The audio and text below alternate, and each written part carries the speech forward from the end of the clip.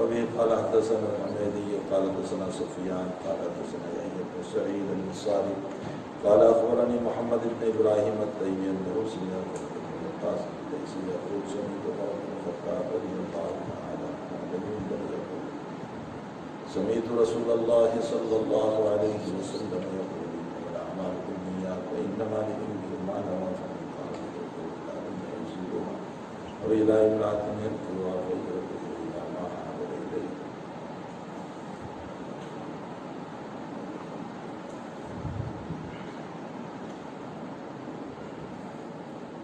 یہ بخاری شریف کی پہلی حدیث ہے جس کو امام رضی اللہ تعالیٰ عنہ بدل وحی کے ضمن میں ذکر فرمائی ہے.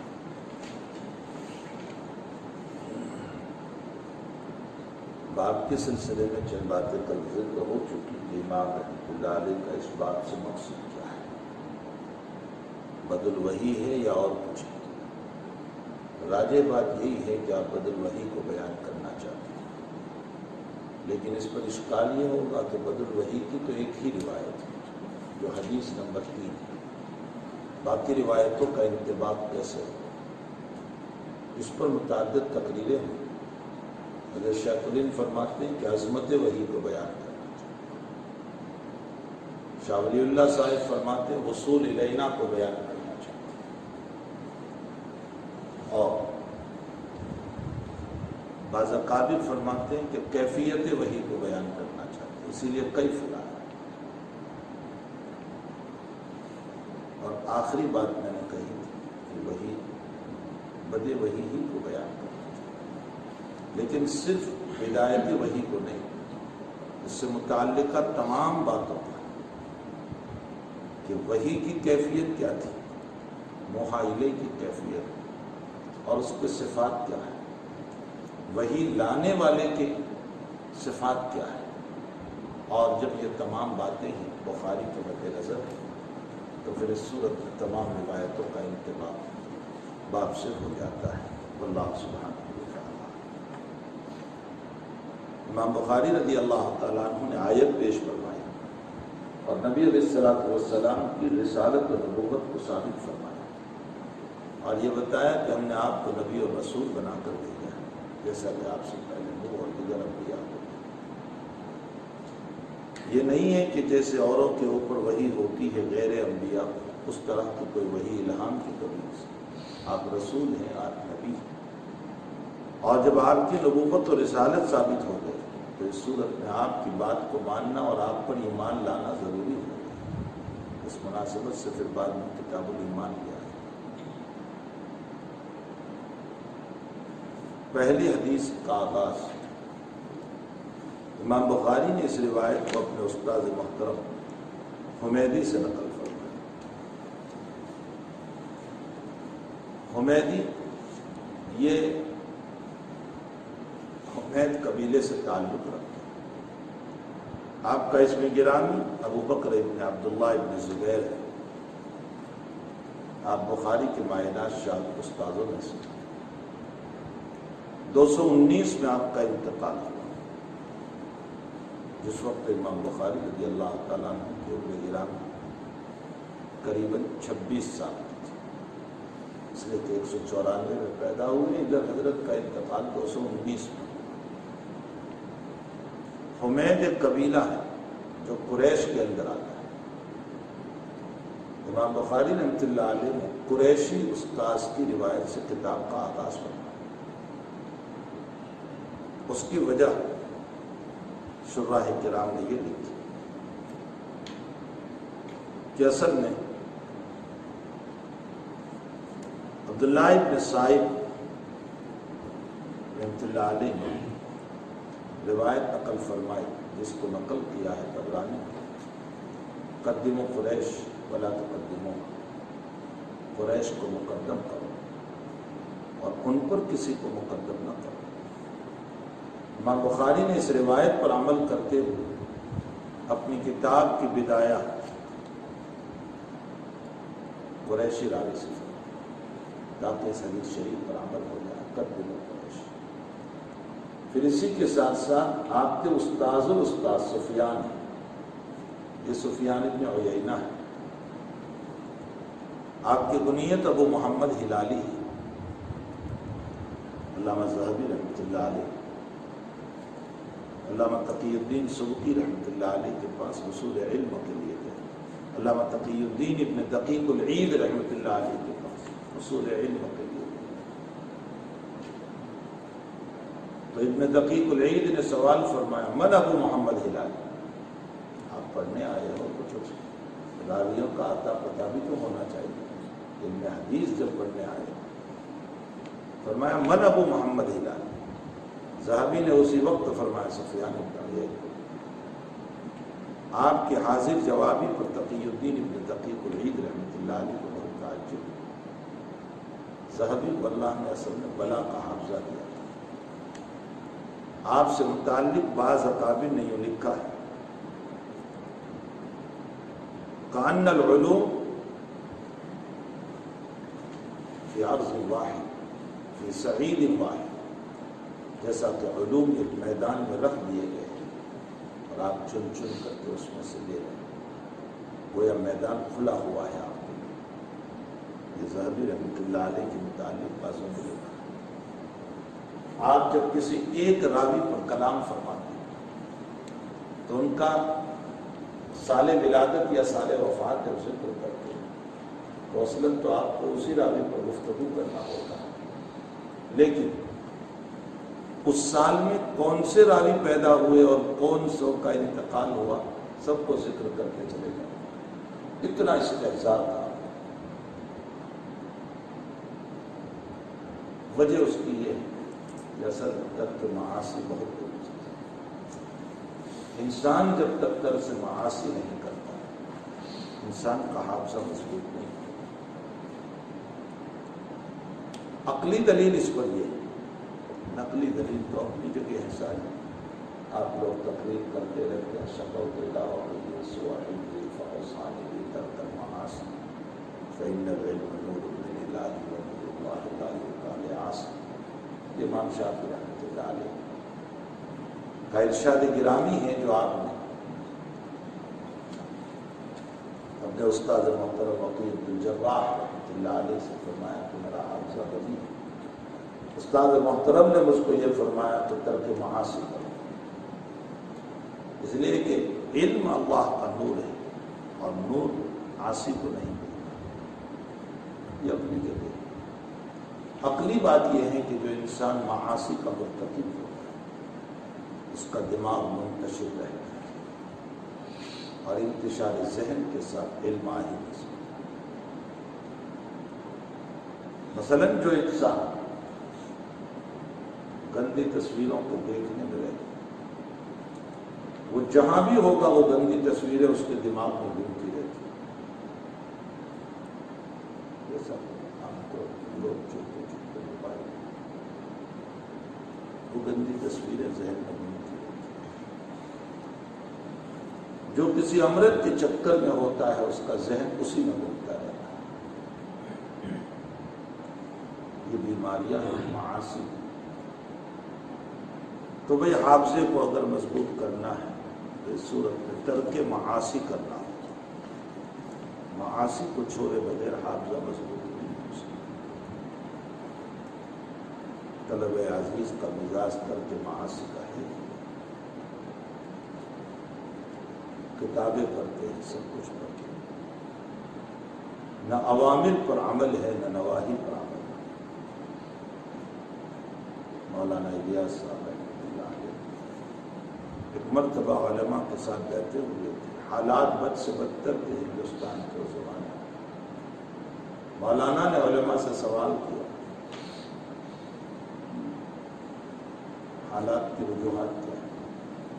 کسی عالم نے فرمایا بے علمی، علم نہ ہونے کی وجہ سے حالات۔ مولانا نے فرمایا ابھی کسی عالم کو بٹھا دو تقریر کرے گا تو کہے گا غزالی نے لکھا، واحدی نے لکھا، رازی نے لکھا، سیوطی نے لکھا، بیضاوی نے لکھا، فلاں نے لکھا۔ علم کہاں پر؟ علم کی تو بھرمار ہے، علم کی کمی۔ علماء کے اندر برائیوں کا آنا عدم تقویٰ کی بنیاد، تقویٰ اللہ سے ڈرنا۔ تو بھائی اگر حافظے کو مضبوط کرنا چاہتے ہیں تو ترک معاصی یہ جزء لازم ہے، اس کے بغیر حافظہ جو ہے وہ مضبوط نہیں ہو سکتا۔ اور ہمارے طلبہ عزیز ان باتوں سے بہت دور ہیں، سب کچھ پڑھتے ہیں لیکن عملی زندگی نہیں۔ میں نے کئی بڑوں کو دیکھا جو ارتکاب معاصی میں مبتلا ہے۔ اللہ حفاظت فرمائے، ہماری بھی اللہ حفاظت فرمائے، توفیق بھی مانگے اللہ سے، کوشش بھی کرے، صرف دعا سے بھی کام نہیں بنے، کوشش بھی کرنا پڑے گا۔ میں جد وجد کوشش کرے گا، اللہ بچائے گا۔ بہت سے لوگ کہتے ہیں یہ گناہ ہوتا ہے، یہ گناہ ہوتا ہے، یہ گناہ ہوتا ہے، دعا کر دیجیے۔ اگر دعا ہی کی بنیاد پر ترک معاصی ہو جاتا تو پھر نبی علیہ السلام کے زمانے میں نبی سے بڑھ کر دعا کسی کی نہیں، یہ مسئلہ نہیں ہے۔ یہ اور بات ہے کہ حضرت کا کوئی معجزہ ظاہر ہو گیا اور کسی انسان کا کفر چھوٹ گیا کہ آپ نے عمر بن الخطاب اور عمرو بن ہشام کو مانگا اور عمر مل گیا، یہ معجزات کی قبیل سے بات ہے۔ ورنہ نفس دعا کی بنیاد پر اگر دنیا بدل جائے تو پھر سارے مکے کے کافر مسلمان ہو جانا چاہیے۔ کوشش کے بغیر کچھ نہیں۔ بہت سے لوگ صرف دعاؤں پر پڑے رہتے ہیں، دعا اور خود کوشش نہیں کرتے۔ حضرت تھانوی رحمۃ اللہ علیہ سے کسی نے سوال کیا کہ حضرت فلاں گناہ مجھ سے بہت ہوتے ہیں، بد نظری کا گناہ۔ حضرت نے فرمایا میری دعا سے آپ کی بد نظری نہیں چھوٹے گی، آپ کو اپنے نفس کو دبانا پڑے گا۔ انفاس عیسیٰ دیکھ لو۔ بہرحال صحابی کو بلا کا حافظہ دیا تھا، جیسا کہ فی صعید واحد ایک میدان ہے اور اس میں چیزیں اگی ہوئی ہیں، لے رہے۔ تو جب ذہبی رحمۃ اللہ علیہ تقی الدین ابن تقی العید کے پاس پہنچے تو تھوڑی امتحان پوچھ من ابو محمد ہلالی، فوراً جواب دیا سفیان ابن عیینہ۔ یہ دونوں مکی ہیں، حمیدی بھی مکی ہے اور سفیان ابن عیینہ بھی مکی ہے۔ اور مکی راوی سے آپ نے پہلی روایت کو ذکر کیا اور اس کے بعد دوسری روایت آ رہی ہے، وہ مدنی راوی ہے، حضرت امام مالک ہے۔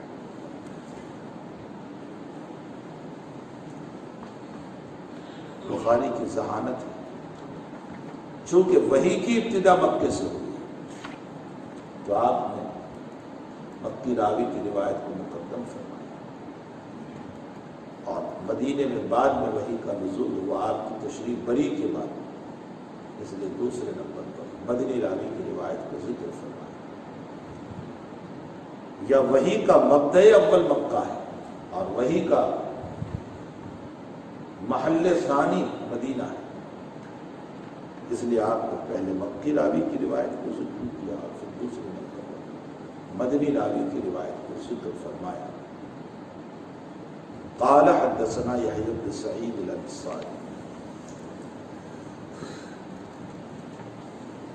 يحيى بن سعيد الانصاری آپ کی کنیت ہے ابو سعید،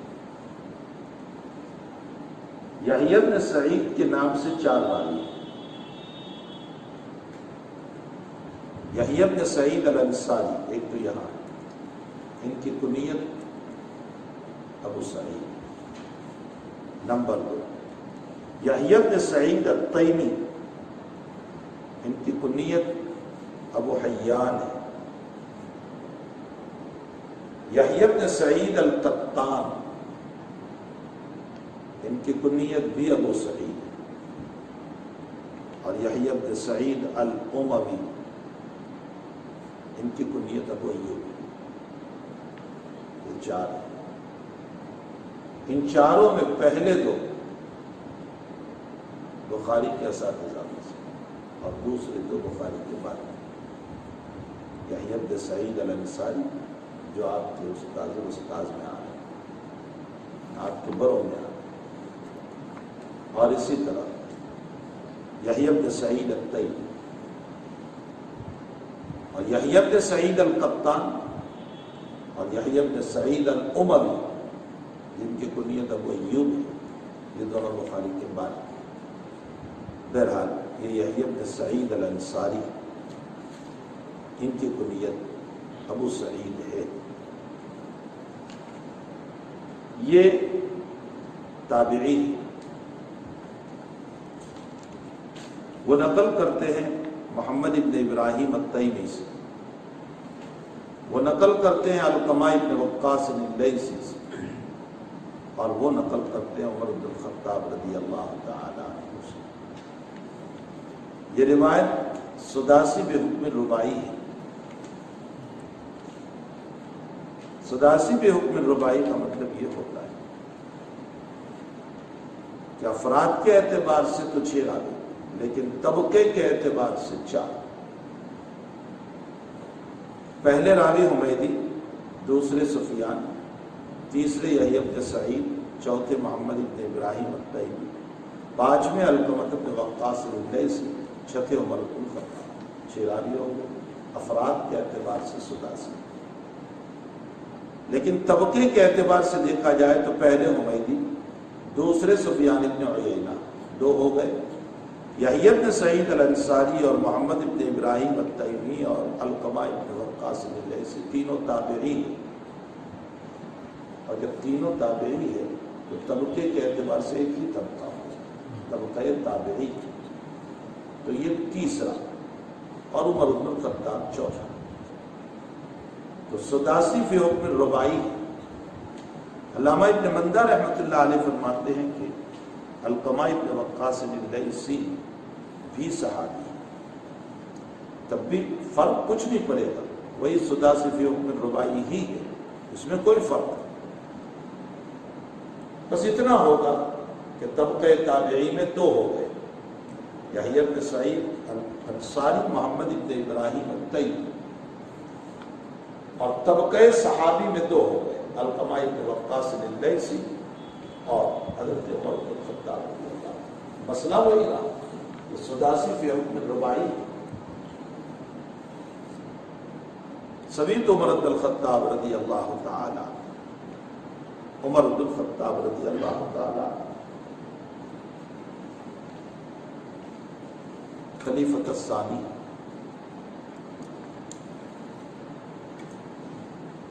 عشرہ مبشرہ میں سے، یعنی جن 10 صحابہ کرام کو نبی اکرم صلی اللہ علیہ وسلم نے جنت کی بشارت سنائی تھی، آپ ان میں سے حافظ ابن حجر اسقلانی رحمۃ اللہ علیہ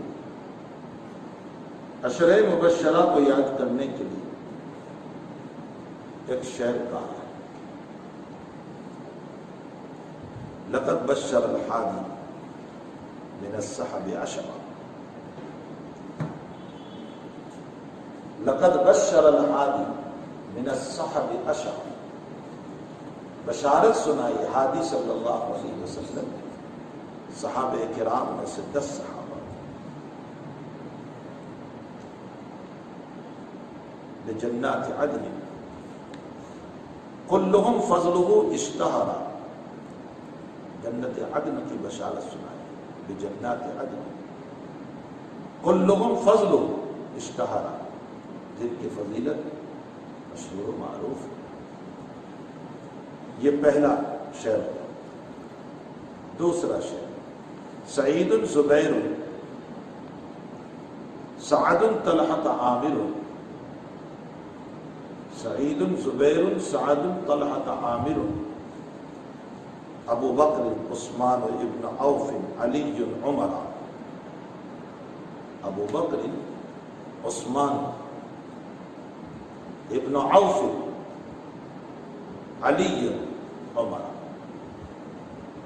یہ 10 صحابہ کرام ہیں جن کو نبی اکرم صلی اللہ علیہ وسلم نے جنت کی بشارت سنائی۔ اس میں حضرت عمر بن الخطاب رضی اللہ تعالیٰ عنہ بھی ہے۔ حضرت عمر بن الخطاب رضی اللہ تعالیٰ عنہ کی روایت کو آپ نے مقدم فرمایا۔ سارے صحابہ حالانکہ فضیلت و منقبت کے اعتبار سے ابو بکر ہے۔ اس کا ایک جواب تو یہ کہ یہاں اصلاً جس نیت سے آغاز کرنا تھا، جس مضمون سے آغاز کرنا تھا، وہ مضمون نیت، اور مسئلہ نیت عالیشان مسئلہ ہے، بہت اعلیٰ درجے کا۔ آگے چل کر میں اس کو وضاحت کروں۔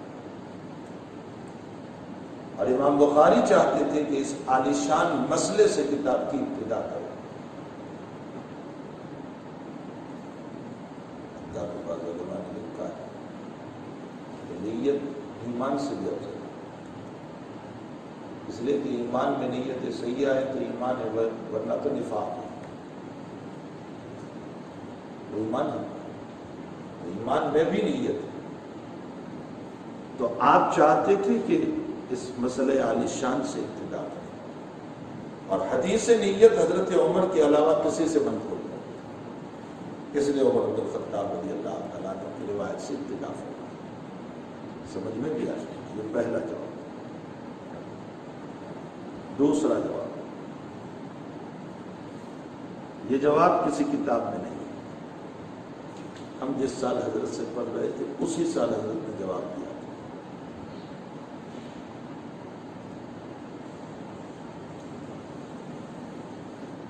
مجھے ویسے ادیب بننے کا بڑا شوق تھا فراغت کے بعد، اور میں نے سوچا تھا کہ میں ندوہ پڑھنے کا، اگرچہ ہمارے استاد محترم حضرت مولانا ظہیر الدین صاحب نیدوی رحمۃ اللہ علیہ ایک مرتبہ ہم سب سے پوچھا تو کیا بنے گا، تو کیا بنے گا؟ میں نے اس وقت کہا کہ میں محدث بنوں گا۔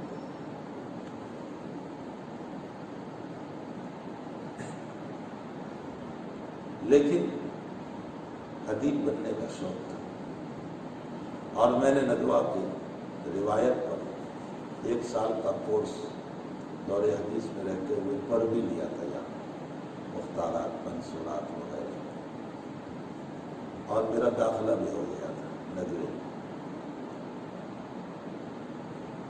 فراغت کے بعد میں حضرت مفتی عبدالرحیم صاحب لاجپوری رحمۃ اللہ علیہ سے مشورے کے لیے گیا، تو حضرت نے فرمایا اپنے ذوق کے مطابق مفتی بن گیا، کیونکہ حضرت مفتی تھے۔ حضرت مولانا اجمیری صاحب رحمۃ اللہ علیہ کے پاس گیا، رضا احمد اجمیری صاحب رحمۃ اللہ علیہ، جو کہ مجھ سے محبت کرتے تھے۔ حضرت نے فرمایا پڑھانے بیٹھ جاؤ گے، اس لیے کہ پڑھنے سے استعداد نہیں بنتی، پڑھانے سے بنتی۔ آپ دیکھ لیجیے، یہ مراد آباد پڑھا، پھر دیوبند پڑھا، پھر سہارنپور پڑھا، پھر فلاں جگہ پڑھا، کتنا پڑھ لیا۔ پڑھانے سے استعداد بنتی ہے، پڑھنے سے نہیں بنتی۔ بعض لوگ پڑھتے ہی رہتے اس لیے کہ پڑھنے میں طفولیت ہوا کرتی، پڑھا نہیں پڑھا نہیں پڑھا، پڑھانے میں ذمہ داری ہوتی ہے۔ ہمارا پڑھانا ہے تو جہمار کی کتاب دیکھنا پڑے گا۔ تو حضرت نے مجھے مشورہ دیا پڑھانے بیٹھ جائے۔ استاد محترم حضرت مفتی اسماعیل سواڑی والا رحمۃ اللہ علیہ کے پاس گیا، میرے والد صاحب میرے ساتھ تھے، پوچھا کیسے آئے؟ میں نے اگلے سال کیا ارادہ ہے؟ ان کا ندوے جانا تاکہ وہ موجود ہی بن جائے۔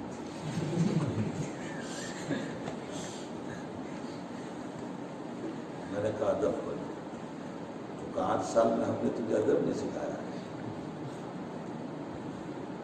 چونکہ حضرت میرے باپ کی تو بہت بے تکلف بھی تھا، بہت بے تکلف، حالانکہ ان کا بہت روق تھا، لیکن میں بے تکلف تھا۔ مجھے کہا کہ سہارنپور جا حدیث پر مولانا یونس صاحب سے، شیخ کی منقبت و فضیلت بحیثیت درس جیسے ہم نے سنی تھی کہ بہت بڑے شیخ ہے اور حدیث شریف کے بعد اسی سے دل میں وہ محدث بننے کا شوق بھی ہوا، پھر تھام لیا کہ اچھا چلیں سہارنپور جائیں، سہارنپور چلے گئے۔ شیخ اس سال گئے تھے انگلینڈ، اس لیے کہ انگلینڈ میں حضرت مفتی محمود حسن صاحب رحمۃ اللہ علیہ کی خانقاہ کا نظام تھا، حضرت مولانا یوسف صاحب تعالیٰ رحمۃ اللہ علیہ، تو شیخ زکریا کے جتنے خلفاء تھے وہ سب گئے تھے، شیخ بھی وہاں گئے تھے۔ وہاں سے فراغت کے بعد شیخ وہیں رک گئے یہاں تک کہ حج کر کے آئے، تو 3 مہینے ہو گئے انتظار کا شیخ کیسے ہوں گے دیکھنے کے لیے، تو وہ تو دکھا نہیں کہ اس سے ہم دیکھیں کہ شیخ کیسے ہوں۔ رات میں 2 بجے شیخ آیا، اس وقت دار قدیم میں رہتے تھے، مدرسہ ایک ہی تھا دونوں، اور میرا کمرہ مطبخ پر تھا۔ میں فجر کی نماز پڑھنے گیا تو فجر کی نماز میں شیخ کو دیکھا، یہ پہلے زیارت شیخ کی، لوگ ملاقات کے لیے جا رہے تھے، میں بھی 9 بجے ملاقات کے لیے، شیخ نے یوں کر کے مسافہ جیسے حضرت کا مزاج تھا، نہ بولنا نہ بات کرنا کچھ نہیں، یہ کہ بعد دیگر لوگ مسافہ کر کے نکل رہے تھے، ہم نے بھی مسافہ کر۔ رات میں پھر میں عشاء کے بعد گئی، جا کر بیٹھ گیا صاحب، اس وقت تو شاید دوڑتے تھے، جوانی تھی، داڑھی بھی بہت سفید نہیں تھی۔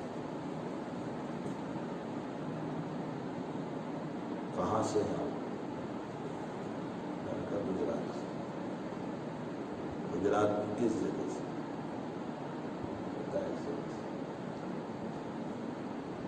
کیا پڑھتے ہو؟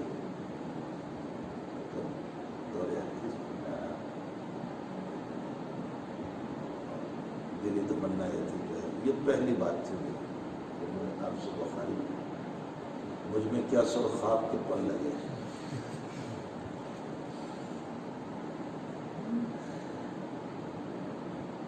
پھر دوسرے دن گیا، پھر تیسرے دن گیا، پھر چوتھے دن، ویسے ہی جا کر بتا رہا ایک دن کے اللہ جب پانی پلا، بس یہ خدمت کی ابتدا ہو، اس کے بعد پھر میں لگا رہا۔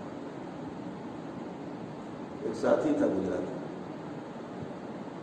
جو ہم سے پہلے پڑھ رہا تھا، 2-3 سال قبل سے، اور وہ بھی دورے میں تھا، اور میرے کمرے میں وہی تھا، ہم اس کے کمرے میں تھے، وہ میرے کمرے میں کیا ہوتا، وہ پرانا تھا، میں جدید تھا، وہ قدیم تھا، اس نے اپنے کمرے میں مجھ کو رکھا تھا۔ تو ہمارے ایک اور ساتھی بھی تھے گجراتی جو میرے ساتھ چلے تھے پڑھنے کے لیے، لیکن ان کا داخلہ نہیں ہوا تھا، وہ سماعت میں تھے، تو میں نے ان کو اپنے کمرے میں رکھ لیا تھا، وہ میرے ساتھ رہے۔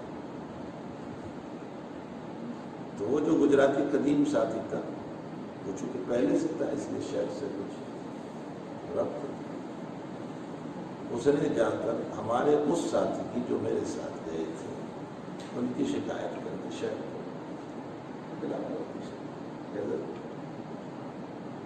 کمرے کی چابی اس کو نہ دینا، یہ چور ہے۔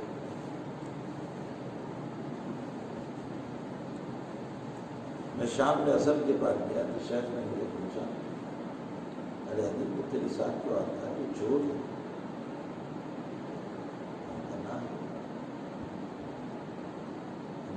ہوا کہ شیخ کو کیسے پتا چلا؟ رات کی مجلس میں وہ قدیم ساتھی بھی بیٹھے ہوئے تو شیخ نے کہا یہ حاصل ہے، اس نے حسد میں شکایت کی، چونکہ یہ جدید ہیں اور آتے ہیں، اس کے دل میں چبھن ہوئی، بس وہاں سے راز فاش ہوا کہ اس نے جا کر کہہ دیا ہے۔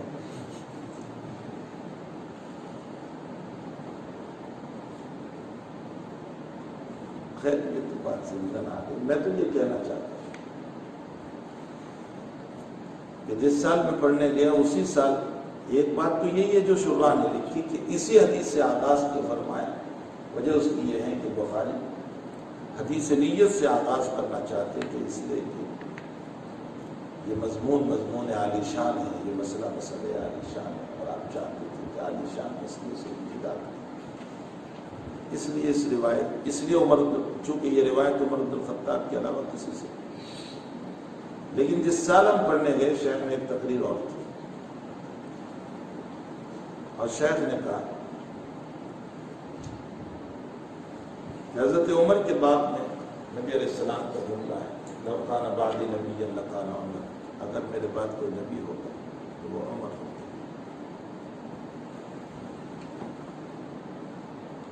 معلوم یہ ہوتا ہے کہ حضرت عمر رضی اللہ تعالیٰ عنہ کے قلب پر اللہ کی طرف سے بہت سی باتیں رکھا، تو علم میں مناسبت بالنبوت ہو گئی، نبی علیہ السلام سے مناسبت ہو گئی علم میں، اس لیے کہ اگر نبی ہوتے تو عمر ہوتے، اس کا مطلب مناسبت فی العلم ہے، اور جب مناسبت فی العلم ہے تو ایسی شخصیت کی روایت سے آغاز کرنا چاہیے جس کو نبی علیہ السلام سے انتہائی درجہ مناسبت ہے۔ اسی لیے کتاب العلم میں ایک روایت پڑھو گی کہ نبی علیہ السلام نے خواب دیکھا تو میں نے دودھ پیا، میرے ہاتھ پاؤں سے نکلنے لگا اور بچا ہوا عمر کو دیا، تو عمر نے پوچھا کہ یا رسول اللہ یہ کیا تعبیر فرمایا علم؟ اس کا مطلب یہ ہے کہ میں نے اپنا علم جو ہے وہ عمر کو دیا۔ تو اس مناسبت فی النبوت کی بنیاد پر ایسی شخصیت کی روایت کو پہلے لانا چاہیے جس کو نبی علیہ السلام سے انتہائی مناسبت ہے، اس لیے کہ سب سے پہلے نبوت کو ثابت فرمایا ہے، تو پہلے روایت بھی اسی صحابی سے آنی چاہیے جس کو مناسبت فی النبوت ہو۔ اور پھر شیخ نے کہا کہ یہ بات ابھی اللہ نے میرے دل پر القاء کی، لو کان من اللہ فبیہ، اگر اللہ کی طرف سے تو بہت بہتر ہے، نفس کی طرف سے تو پھر اس کی کوئی ضرورت نہیں۔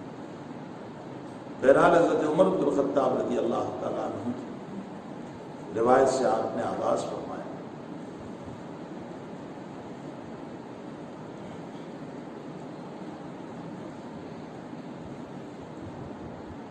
فی یہ حدیث انما الاعمال بالنیات،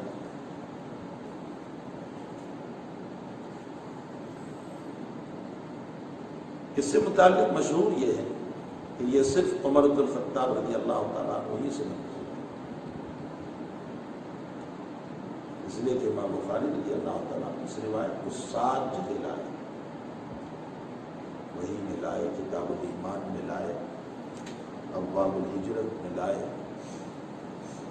کتاب النکاح میں لائے، 4 تو ہو گئی، کتاب الایمان والنذور میں لائے، 5 ہو گئے، کتاب الحیل میں لائے، 6 ہو گئے، کتاب العتق میں لائے، 7 جگہ لائے،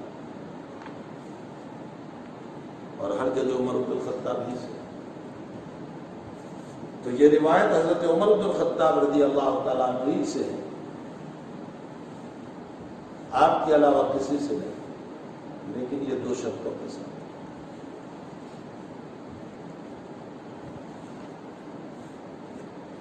پہلی شرط بشرط صحت،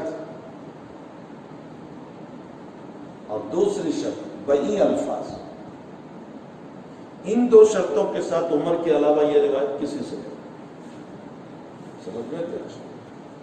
یعنی صحیح ترین جو روایت ہے انما الاعمال بالنیات کی، وہ عمر کے علاوہ کسی سے نہیں، بشرط صحت۔ اور ان الفاظ کے ساتھ انما الاعمال بالنیات کے الفاظ کے ساتھ، وہ صرف عمر بن الخطاب سے، ورنہ اگر صحت کی شرط نہ لگائی جائے تو یہ روایت اور بھی 4 صحابہ سے منقول ہے۔ نمبر 1 حضرت ابو سعید خدری رضی اللہ تعالیٰ عنہ سے، رواہ ابو حاتم وخطابی،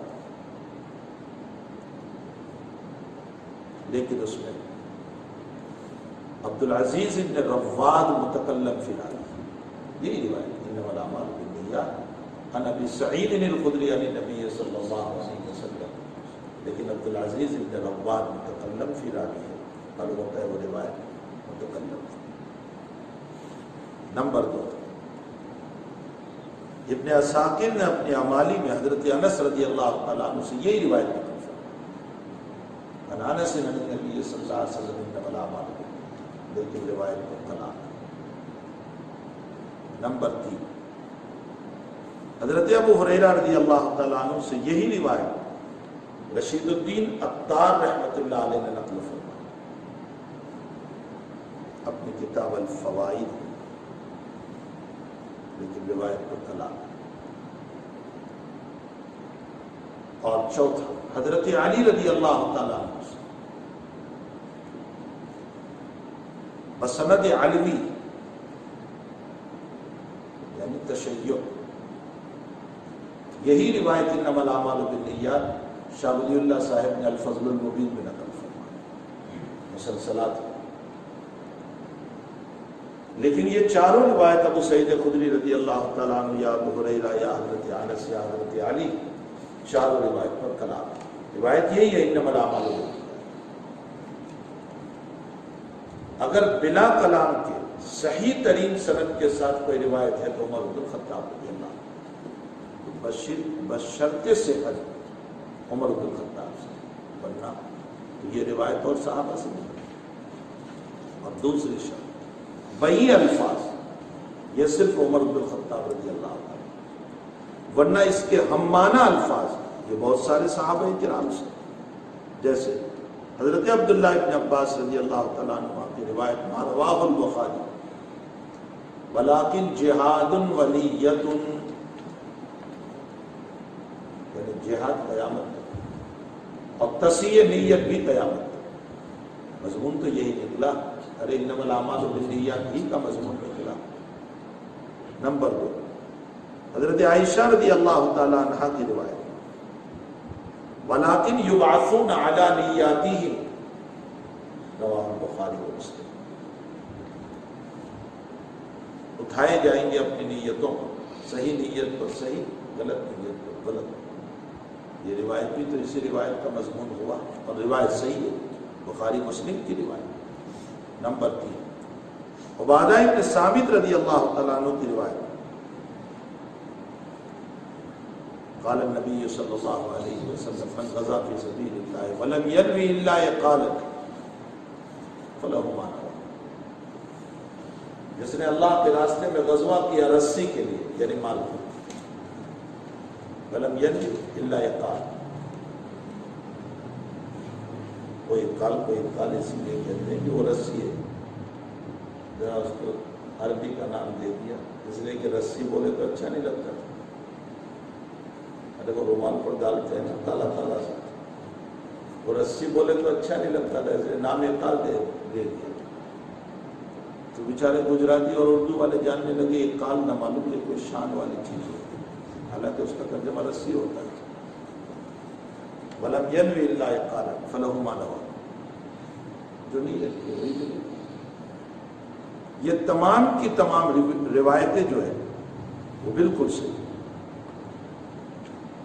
اسی طرح عبداللہ بن مسعود، یہ جو روایت ابھی میں نے نقل کی عبادہ بن ثابت رضی اللہ عنہ، امام نسائی رحمۃ اللہ علیہ نے اس کو نقل فرمایا، اور امام بخاری رحمۃ اللہ علیہ نے اپنی کتاب التاریخ الکبیر میں نقل فرمایا۔ عبداللہ بن مسعود رضی اللہ تعالیٰ عنہ فرماتے ہیں وَرُبَّ قَتِلٍ اللہ عالم بنیتہ، بہت سارے مقتول ایسے ہوتے جو مارے گئے جہاد، لیکن اللہ بہتر جانتا ہے کہ کتنی ہو جاتی۔ رواہ یہ ساری روایات صحیح ہیں، لیکن انما الاعمال بالنیات کے ہم معنی ہے، بین ہی نہیں۔ تو انما الاعمال بالنیات انہی الفاظ کے ساتھ اور شرط صحت کے ساتھ وہ صرف عمر بن الخطاب رضی اللہ عنہ سے، حکمت اللہ ہی بہتر جانتا ہے۔ کتاب الحیل میں آپ پڑھو گے کہ عمر بن الخطاب رضی اللہ تعالیٰ عنہ خود فرماتے ہیں کہ سمعت رسول اللہ صلی اللہ علیہ وسلم علی المنبر یقول ایھا الناس، حضرت نے ممبر پر چل کر یہ فرمایا اے لوگوں، تو اے لوگوں سے مجمع مخاطب ہوا، صحابہ مخاطب ہوا، لیکن ناقل صرف عمر بن الخطاب ہے۔ اللہ اکبر، کیا حکمت اس میں، یاد کے علاوہ کوئی نقل نہیں کرتا اس روایت، اور جو نقل کرتے ہیں وہ روایت ساری متکلم کی ہو گئی۔ حضرت علی ہے، ابو ہریرہ ہے، حضرت انس ہے، اور سعید خدری ہے، روایت پر کلام ہو گیا۔ تو یہ جو یہاں مشہور ہے کہ یہ روایت سوائے عمر بن الخطاب رضی اللہ تعالیٰ عنہ سے اور کسی سے منقول نہیں، وہ دو شرطوں کے ساتھ، شرط صحت و بئی الفاظ، ورنہ اور الفاظ سے تو یہ روایت اور بھی منقول ہے۔ علی المنبر، ہم نے عمر بن الخطاب رضی اللہ تعالیٰ عنہ سے منبر پر سنا، یقول سمعت رسول اللہ صلی اللہ علیہ وسلم یقول انما الاعمال بالنیات۔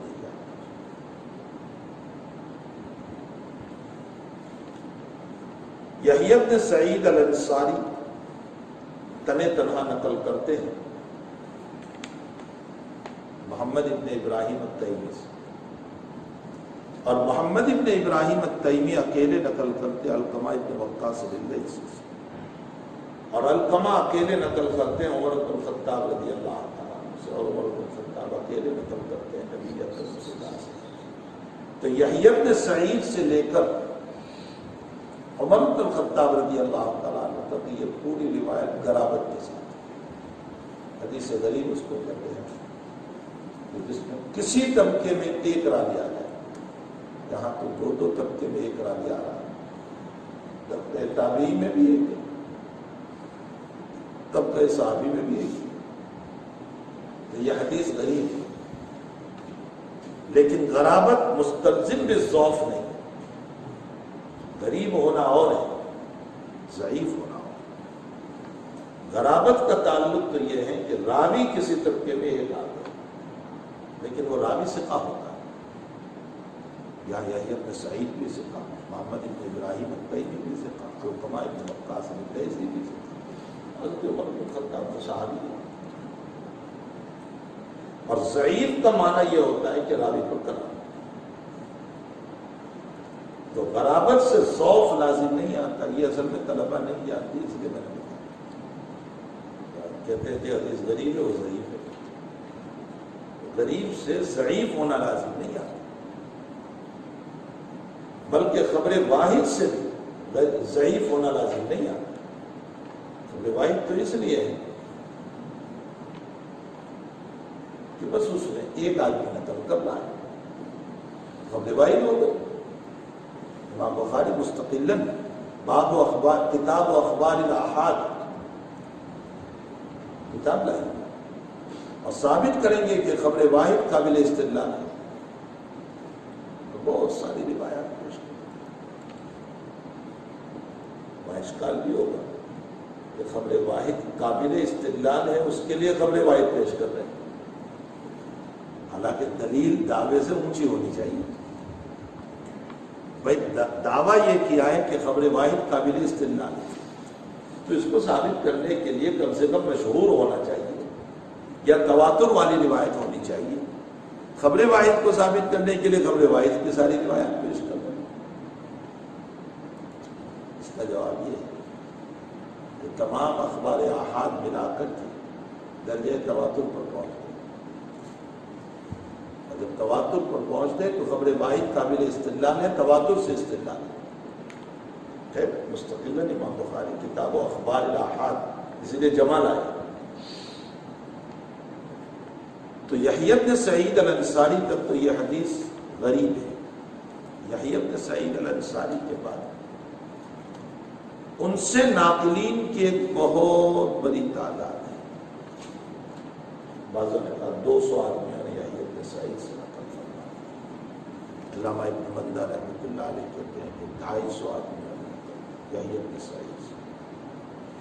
بعضوں نے کہا کہ 300 نے نقل.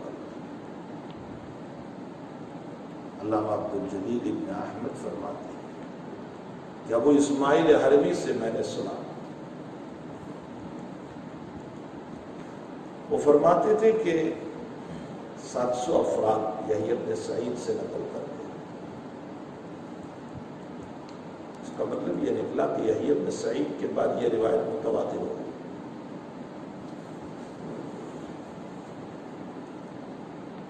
اب حاوی صاحب نے ان تمام اقوال کو نقل کرنے کے بعد کہ کوئی کہہ رہا ہے 200 نے نقل کی، 250 نے، 300 نے، حتیٰ کہ ابو اسماعیل حربی نے کہا کہ 700 نقل کر رہے ہیں.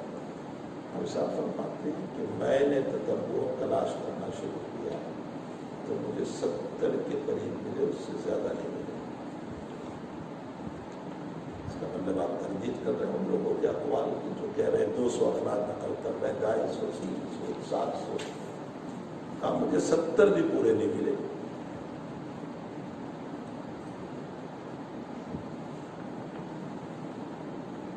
حافظ صاحب رحمۃ اللہ علیہ فتح الباری لکھ رہے ہیں مصر 90 صدی.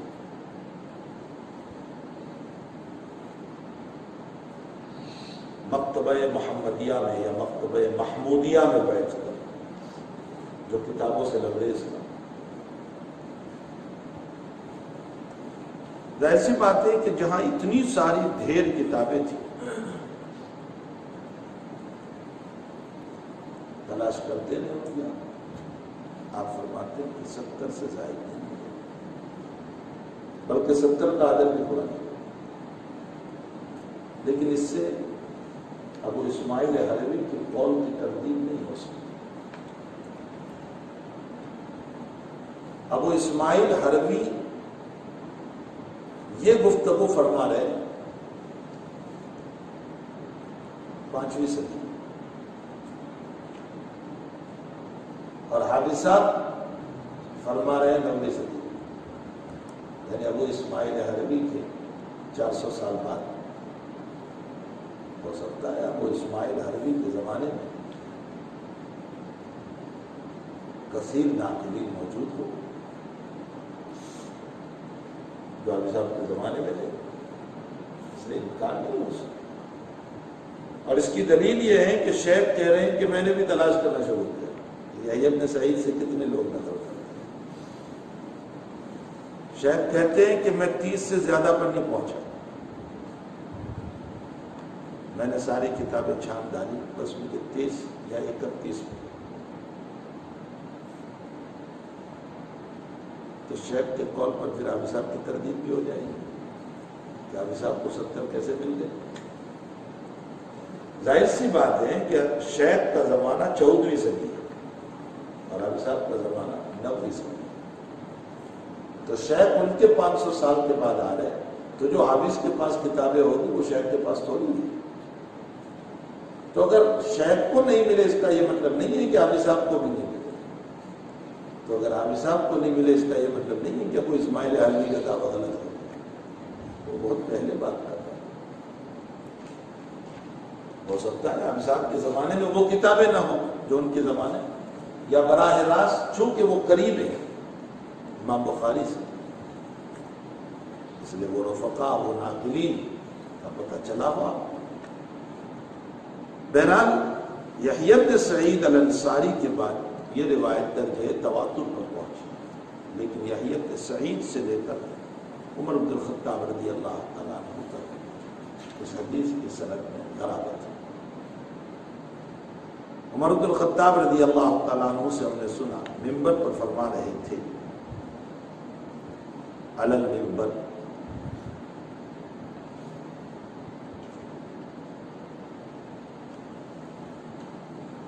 اس سے پہلے ایک بات سمجھو، یہ روایت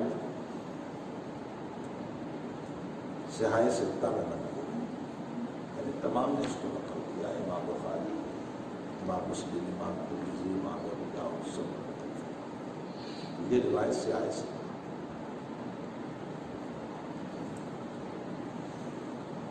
ابو الخطاب ابن دہیہ رحمۃ اللہ علیہ فرماتے ہیں کہ اس روایت کو امام مالک نے بھی نقل فرمایا۔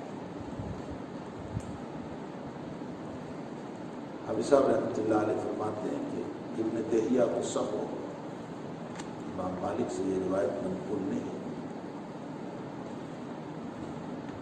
ہمارے حضرت کہتے ہیں کہ میں کہتا ہوں حافظ صاحب کو صح ہو، جو کہتے ہیں کہ مالک نے اس روایت کو نقل نہیں۔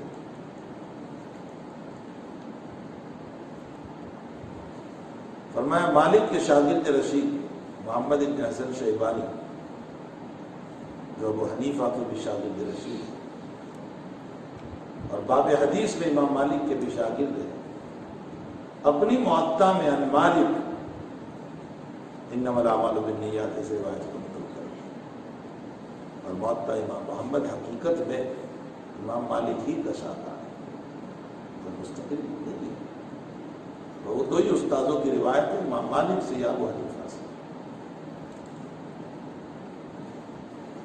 تو ابو الخطاب ابن دہیہ نے یہ جو کہا کہ امام مالک سے یہ روایت منقول ہے موطا میں، یہ غلط ہے، موطا امام مالک میں نہیں ہے، موطا امام محمد میں ہے۔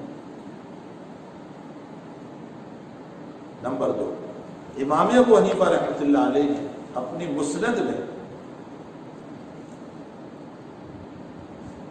یہی یحییٰ بن سعید الانصاری سے اس روایت کو نقل کیا ہے، معلوم ہوتا ہے امام صاحب سے بھی منقول ہے۔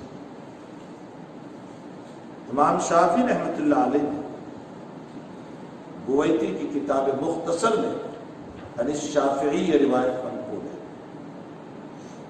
اور مسند احمد میں تو ہے، اس کا مطلب چاروں امام سے بھی یہ روایت ہے، امام مالک سے ما رواه محمد رحمہ اللہ تعالی کی بات ہے، وعن ابی حنیفہ فی کتابہ مسند لابی حنیفہ ومسند لاحمد بن حنبل وکتاب البویتی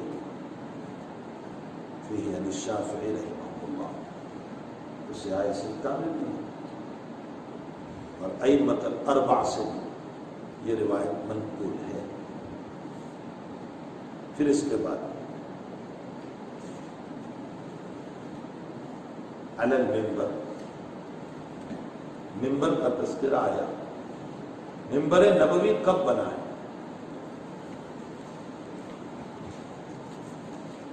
ابن سعد فرماتے ہیں کہ سن 7 میں بنا، علامہ ابن نجار فرماتے ہیں اپنی تاریخ میں کہ سن 8 میں بنا۔ اس پر اشکال یہ ہے کہ ممبر رسول کا تذکرہ تو اس سے پہلے بھی ملتا ہے،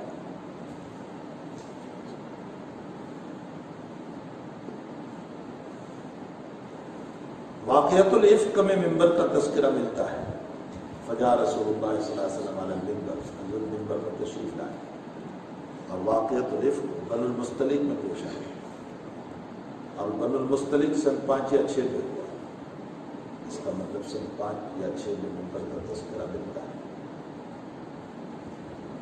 مغازی میں ایک باب پڑھو گے، باب قتل کعب بن اشرف، یہ یہودی کا،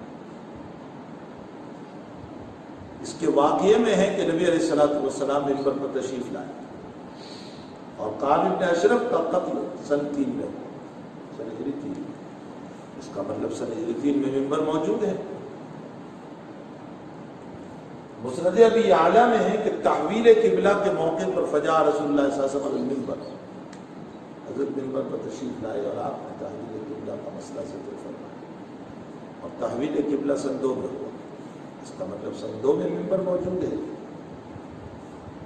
تو واقعے سے یہ پتہ چلتا ہے کہ 2 میں موجود ہے، یا 3 میں بھی ہے، ادھر 5 یا 6 میں بھی موجود ہے، اور ابن سعد کہہ رہے ہیں کہ سن 7 میں بنا، یا ابن نجار کہہ رہے ہیں کہ سن 8 میں بنا۔ علامہ انور شاہ صاحب رحمۃ اللہ علیہ انہی روایات کو دیکھ کر جو میں نے ابھی پیش کی، بنو المصطلق میں تذکرہ ملتا ہے، یا قتل کعب بن اشرف میں ملتا ہے، آپ نے یہ فرمایا کہ منبر بہت پہلے بن چکا ہے، لیکن حضرت شاہ صاحب رحمۃ اللہ علیہ کی یہ بات ماننے نظر ہے۔ اس کی وجہ یہ کہ مفصل روایت میں یہ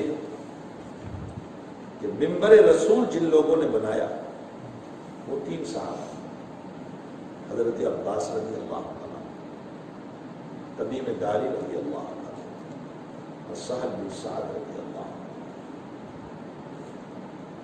حقیقت سے حضرت عباس کی آمد فتح مکہ کے موقع پر ہوئی مدینہ المنورہ، یعنی سن 8 میں۔ تمیم داری رضی اللہ تعالیٰ عنہ کی آمد کے سلسلے میں 3 قول ہیں، 8، 9، 10، مان لو 8 میں چلو۔ سہل بن سعد رضی اللہ تعالیٰ عنہ فرماتے ہیں کہ میں منبر کی لکڑیاں لانے میں شریک تھا، جھاؤ کی لکڑی کاٹ کر مقام غابہ سے لائے تھے۔ جھاؤ جیسے آپ کے وہاں ساگوان ہوتا ہے، شیشم ہوتا ہے، اسی طرح وہاں ایک لکڑا ہوتا تھا جھاؤ۔ سہل کہتے ہیں کہ میں کاٹنے گیا تھا ساتھ میں۔ دوسری طرف سہل کہتے ہیں مات رسول اللہ صلی اللہ علیہ وسلم وَأَنَا 15 سنہ، حضرت کی وفات کے موقع پر میں 15 سال کا تھا۔ سہل بن سعد انصاری صاحب آپ فرماتے ہیں وفات رسول کے موقع پر میں 15 سال کا تھا۔ اب اگر سن 2 یا 3 میں اس واقعے کو مانا جائے تو سہل بن سعد کی عمر 4 سال کی ہوگی۔ 4 سال کا بچہ کیا کام کرے گا؟ 8 میں مانے تو سہل کی عمر 11 سال کی ہوگی، اس لیے کہ وفات رسول کے موقع پر 15 سال کی۔ تو 8 میں مانے تو 11 سال کا بچہ کچھ کام کرتا ہے، اٹھا کر لاتا ہے، اگرچہ آپ پیالہ بھی نہیں اٹھاتے، ورنہ 11 سال کا بچہ جو ہے وہ اٹھا کر لاتا ہے، لکڑیاں بھی اٹھا کر لاتا ہے اور دوسری چیزیں بھی اٹھا کر لاتا ہے۔ تو تمیم کی آمد 8، 9، 10 مان لو 8۔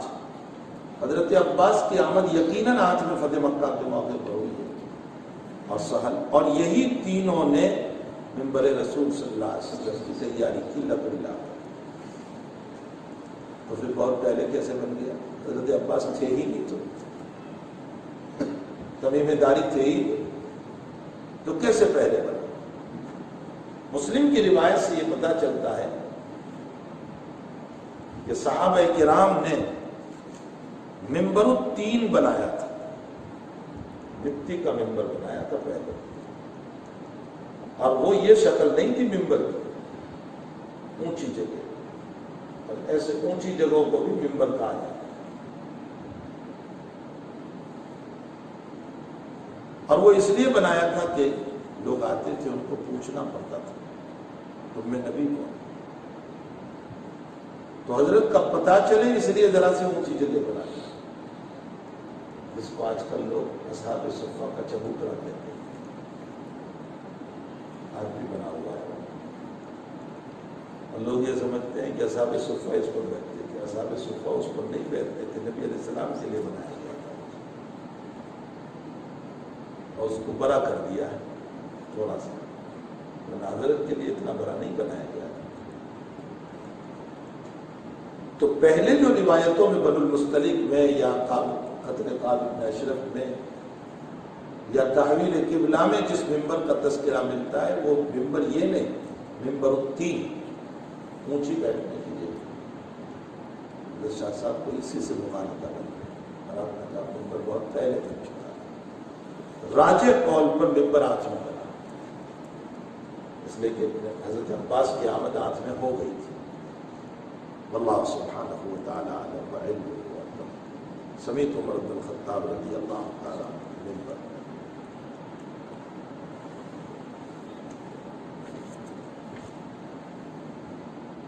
اس روایت کو مہاجر ام قیس بھی کہا جاتا ہے۔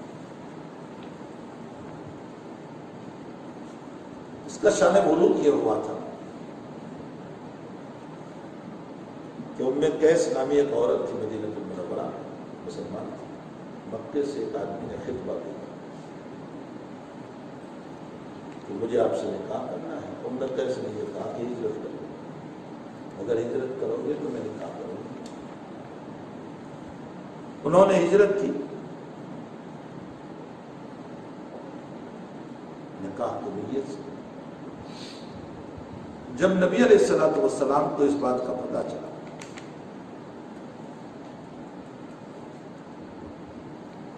تو آپ نے فرمایا انما الاعمال بالنیات وانما لکل ما نوى۔ یہ جو روایت ہے اس کا مطلب یہ نکلا کہ مہاجر ام قیس کا واقعہ اس حدیث کا شان ورود ہوا۔ یہ حدیث شریف جو ہے اس کا شان ورود وہ واقعہ ہے، اس لیے کہ اس میں عورت کی نیت سے ہجرت ہوئی، فمن كانت هجرته الى دنیا و الى امرأة ينكحها فهجرته الى ما هاجر إليه۔ یہ پورا واقعہ نقل کیا ہے، پورا واقعہ کا مطلب مہاجر ام قیس کا واقعہ۔ سعید بن منصور رحمۃ اللہ علیہ نے اپنی سنن اور وقیع بن الجراح رحمۃ اللہ علیہ نے اپنی کتاب مہاجر ام قیس کا واقعہ، ٹھیک ہے، واقعہ تو اپنی جگہ وقیع بن الجراح نے بھی نقل کیا، سعید بن منصور نے بھی نقل کیا۔ حافظ ابن حجر اسقلانی رحمۃ اللہ علیہ فرماتے ہیں کہ واقعہ پر اشکال نہیں، لیکن واقعہ میں انما الاعمال بالنیات حضور کا بیان یہ کہیں نہیں ملتا۔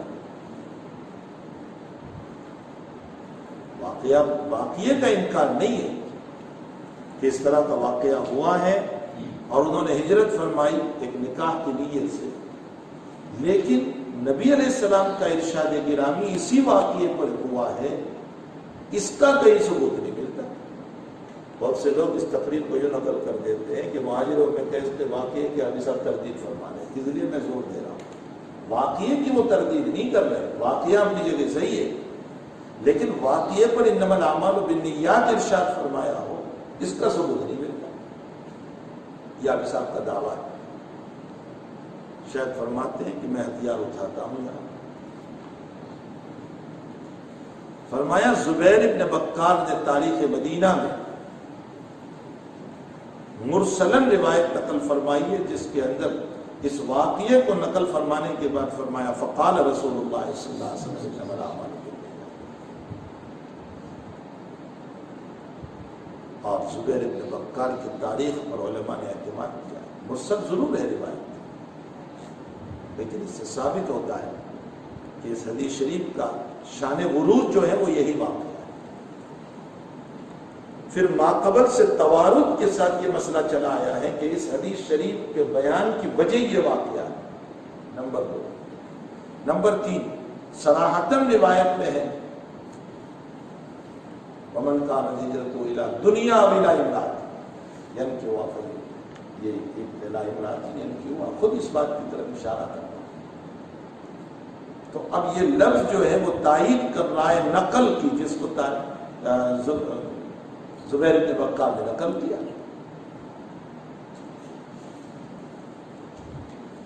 اس کے بعد سمجھو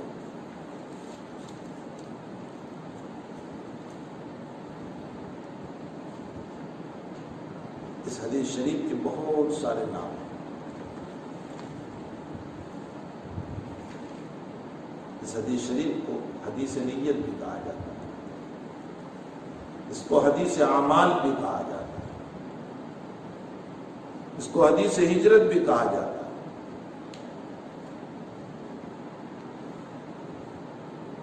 اس کو حدیث عمر بھی کہا جاتا ہے، اس لیے کہ حضرت عمر کے علاوہ صحیح کی شرط کے ساتھ جیسے سے منقول۔ اس حدیث شریف کو تلیۃ الکتب بھی کہا جاتا ہے۔ تلیۃ الکتب کا معنی لشکر سے پہلے وہ چھوٹی سی جماعت جو آگے جا کر آنے والے لشکر کی ترتیب بنائے، ان کے تعاون کی شکل کرے، اس کو تلیہ کہا جاتا ہے۔ لشکر 5 حصوں پر منقسم ہوتا ہے نا، اس میں جو آگے جاتا ہے اس کو تلیہ کہا جاتا ہے۔ تو اس حدیث شریف کو تلیۃ الکتب اس لیے کہا جاتا ہے کہ کتاب کے شروع میں اس روایت کو نقل کیا جاتا ہے حسن نیت کے لیے، تاکہ اپنی نیت کی طرف بھی توجہ کرے اور طالبین کو بھی اس نے نیت کی طرف توجہ دلائی. اسی لیے بہت سارے اکابر نے اسی حدیث شریف سے اپنی کتاب کا آغاز کیا. علامہ بغوی رحمۃ اللہ علیہ نے اپنے المصابیح کا مصابیح السنہ اسی سے آغاز کیا، جس کو آپ مشکات شریف کہتے ہیں. علامہ بغوی نے اپنی دوسری کتاب شرح السنہ، اس کا آغاز بھی اسی حدیث شریف سے ہوا، انما الاعمال بالنیات. حافظ ابن حجر اسقلانی رحمۃ اللہ علیہ نے اپنی کتاب بلوغ المرام کی ابتدا اسی حدیث شریف سے. امام نووی رحمۃ اللہ علیہ نے اپنی کتاب الاربعین اور ریاض الصالحین دونوں کی ابتدا کسی حدیث شریف سے. جلال الدین سیوطی رحمۃ اللہ علیہ نے اپنی کتاب کی ابتدا الجامع الصغیر کی کسی حدیث شریف سے. امام بخاری نے اسی حدیث شریف سے فرمایا. بلکہ امام بخاری رضی اللہ تعالیٰ عنہ کا جملہ نقل کیا ہے، من صنف الکتاب فیبدأ بحدیث النیہ، جو بھی کتاب کو تصنیف کرے اس کو چاہیے کہ وہ حدیث نیت سے آغاز کرے. لأن حدیث النیہ جوامع الکلم، اس لیے کہ جامع الکلام حدیث.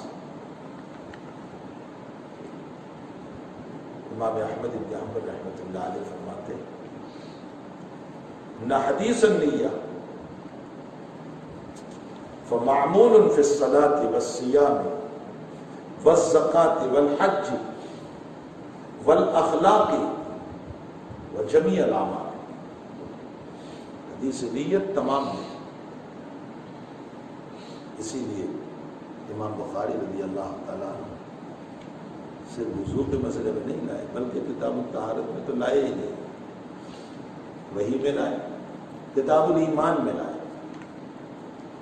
کتاب الہجرت میں لائے، کتاب النکاح میں لائے، کتاب العتق میں لائے، کتاب الایمان والنذور میں لائے، اور قسم کے مسئلے میں لائے، کتاب الحیل میں لائے. یہ 7 جگہ ہو گئی.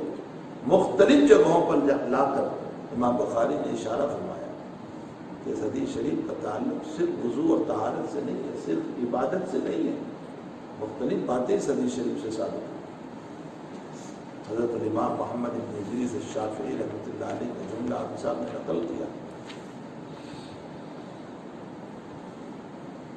70 مسائل ثبت من حدیث النیہ، 70 مسئلے اس حدیث نیت سے ثابت ہوتے ہیں، ایک دو نہیں، یعنی 70 ابواب، 70 مسئلے نہیں، 70 ابواب اس حدیث شریف سے ثابت ہوتے ہیں.